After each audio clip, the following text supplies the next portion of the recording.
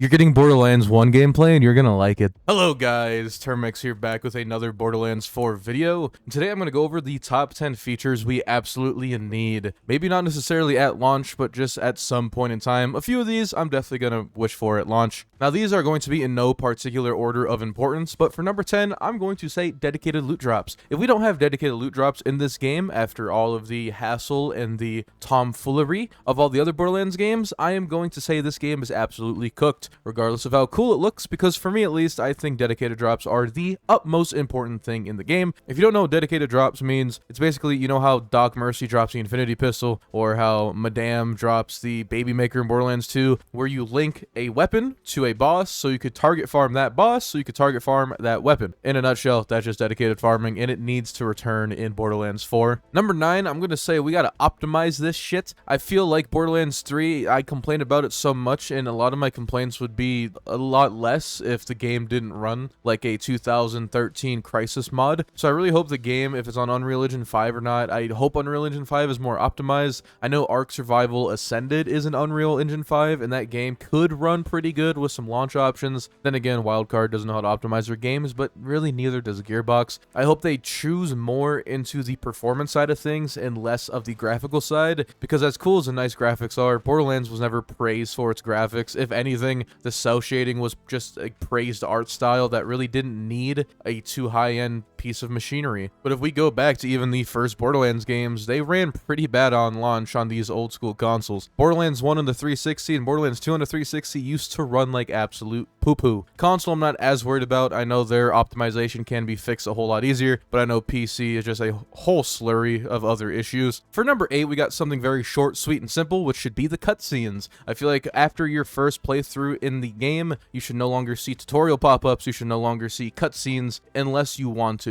I feel like there should be a setting in your settings that allow you to turn off tutorial pop-ups, just like always, but right next to that should be cutscene skip automatic or cutscene skip enabled. Something to where after you play the game the first time, you unlock it in your settings, and then you could just skip your cutscenes at will. The reason I say make it a setting is I don't know how harder it is to implement to automatically do it after the first playthrough. Plus, if you're playing through the game again and you don't want to accidentally skip a cutscene, you could just turn that setting on and off at will. But kind of similar to when you beat Borderlands 2 and that little pop-up comes up saying you unlocked this Vault Hunter mode. It could say something like you unlocked cutscene skip. Definitely something we need. The dialogue skip would be cool. Maybe if you turn in a mission and talk to the NPC again, it skips the dialogue and you could turn the mission right in. I wouldn't mind seeing that, but we need the game to be more replayable friendly, because that's what the longevity of Borderlands truly is. People are still making Borderlands 2 playthroughs to this day, Borderlands 3 playthroughs, and even Borderlands 1 playthroughs, and a lot of people don't want to sit through the endless just yapping. It's a yap fest on a lot of these quests, and it would be a very welcome feature if we could just negate that whole negative part of replaying through the game again. For number 7, this is kind of a personal one for me. I want to bring back the lost loot system and the stash space from Borderlands 3. I love the way the stash functioned in Borderlands 3. I do not love how it deleted a lot of people's stuff, and I hope they could find a way to avoid that. But the lost loot system is something I am a huge advocate for, because I'm pretty lazy and sometimes I just boop things off the map, and if I get a legendary or something cool, I don't want to really lose it. So at the end of the day, bring back the lost loot machine, bring back those big vault spaces so we could do all the builds that we want to do without being held back by inventory space. That is a huge issue Borderlands 3 had early on, and if we have that solved, ready to go, ready to fire at the chamber at the launch of Borderlands 4, fans will be very, very happy. Number 6, I'm going to throw in more uses for Eridium. Now, Cashew over on YouTube actually made a video called The Inevitable Eridium Problem, if you guys want to go into that whole thing. But Eridium, basically, there hits a point with the currency where you're not going to use it anymore. My hot take, I think the reroll machine was great. If they somehow bring back anointments, I'd prefer if they really don't. But if they bring back any system like Loonshine, where it's a little bit more mellowed down, that should cost Eridium. I think the SDU upgrade system should go back to costing Eridium. As cool as it is that it's using cash and money, I feel like that's very easy to exploit, it's very easy to obtain, and Eridium makes it a little bit more grindy and gives more purpose to the currency. So I'd switch back the SDU used to Eridium, keep the crazy Earl shop with all the cosmetics, keep the vendor that has mission-specific reward items at the cost of Eridium, and I would love to see all that return in Borderlands 4, as it's probably one of the best features we ever had. And I saved the juicy stuff for the last 5. Number 5, we have Endgame. Now, this is a very broad term, but this is when I talk about the actual things you could do upon completing the campaign. Can you just kill the same bosses you've already defeated? Can you go kill raid bosses? Will there be multiple circles of slaughters? Will there be takedowns? What will be the end game of Borderlands 4? I think the end game needs to be repeatable, it needs to be unique, and it also cannot be something that requires a whole new character save. Kind of like in Borderlands 2, we had all these great circle of slaughters, but the second you're done with them, there's really no reason to be on that save anymore. So I guess in number 5, I'm also going to put the word replayable endgame content, so that anything that is related to endgame content can be done over and over again without the need of doing a new save or without the need of restarting your entire character. And speaking of endgame content, for number 4, I want to see a raid boss with every single DLC drop. When a DLC releases for Borderlands 4, I want to be happy and excited that there's a new piece of endgame content. Not the final boss of the DLC that just so happens to be cool and powerful. Kind of like the Krieg DLC in Borderlands 3, I don't want something like that. I would kind of want something along the lines of in Borderlands 2, like the Son of Cromarex DLC, where you would do an entire new piece of content, and at the end, you have a raid-style boss that is very difficult, has a new unique loot pool of different items and different rarities, and allows you to be excited for these DLC drops because you know for a fact that a new piece of end game content is coming. In a perfect world, I'd love to see a new slaughter and a new raid boss with every single DLC. Maybe that's just very optimistic, but the game has been in development for almost 6 years, so we have to at least say that they probably have been listening to some of the things we have been saying, and I really hope they have, because if this game has been in development for so long, that's basically around the time Borderlands 3 was still in development. So this game does have a lot of potential if they do listen to us, the player base, and the content creators trying to push out all these things for you guys. And by that, I just mean I hope content creators become more of a vessel of the community and kind of take the ideas from the comments, take the ideas from YouTube videos, all these other platforms, and basically spread the word on the community's ideas when it comes to Borderlands 4. And that does transition us into number 3, where I mentioned weapon rarities. We need more weapon rarities, man. We need to bring back pearlescence, we need to bring back effervescence, we need that very endgame loot chase, serifs, bring them all. The more, the merrier with Borderlands, and I feel like the more you have, the less we can complain about. That is a great thing to go off of with Borderlands 4, and I think it's a great model to just repeat in the Borderlands games. The more we have, the less we will complain. So having more replayable content, having more rarities, having more raid bosses, having more anything is going to make the Borderlands community happy, and I would be really happy if we brought back pearls and made them actually strong.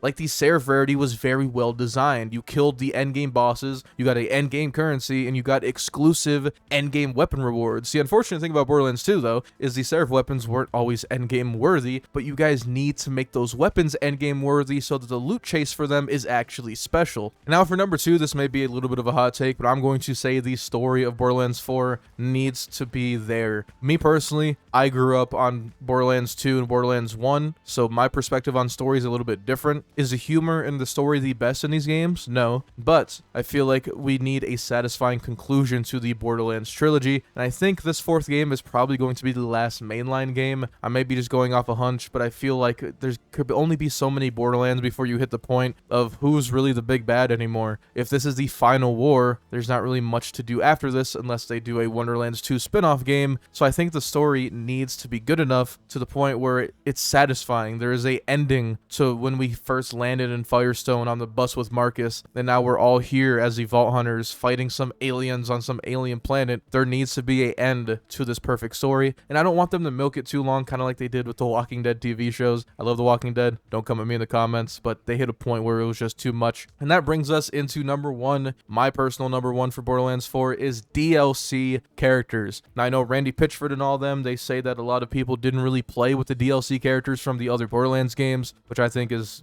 you know how I think. I doubt it, considering that you have a whole DLC centered around Krieg in Borderlands 3, and then you have Gage Presence in Borderlands 3, and everyone loved their reactions and loves seeing them in the game. Krieg is in the movie. Krieg obviously was pretty popular if you put him in the movie, but from the rumors going around, this game won't be on last-gen consoles, and I actually see that as a net positive. Will they lose out on some customers? Sure, but that allows allows them to not hit those memory limitations that Randy Pitchford mentioned a long time ago on why pearlescents were not in Borderlands 3. So keeping the game to next generation only allows for the most amount of fun potential. And one more exclusive tip or exclusive thing I want in Borderlands 4 is more modding support. I feel like the modding community is very talented and could increase the longevity of Borderlands if they work in unison with the devs at Gearbox and just have a modding section for Borderlands 4. I think that'd be pretty cool as well. I'm not going to throw this into the top 10, but I want to just mention it because I feel like if they do something Fallout does, where Fallout 4, even on console, you could download community mods and just play with them. If Borderlands 4 did that, maybe not at launch, maybe at the end of the development cycle, add the mods and add the resources for these modders to make the best mods possible, would be a definite W in my opinion, especially if it's going to be a send-off for the last Borderlands game in the franchise. But let me know what your thoughts are in the comments down below. What do you want to see in Borderlands 4, or am I smoking and you don't agree with some of my takes?